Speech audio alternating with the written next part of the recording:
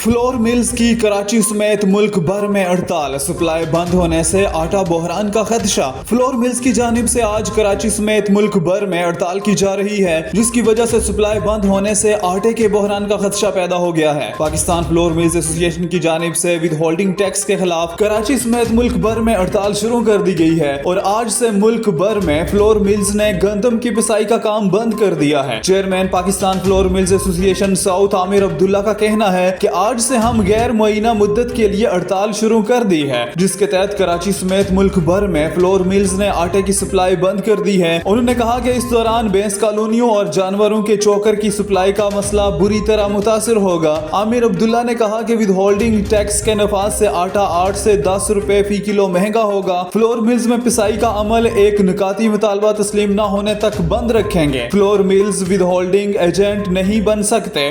Tax जमा करना हुकूमत का काम है, हमारा नहीं। हम टैक्स की अदायगी पहले भी कर रहे हैं, मजीद भी दे सकते हैं, सिर्फ तरीकाकार पर एतराज है। दनी इसना फ्लोर मिल्स की जानिब से हड़ताल के दौरान मुल्क भर में सप्लाई बंद होने की वजह से आटे के बहरान का खदशा भी पैदा हो चुका है।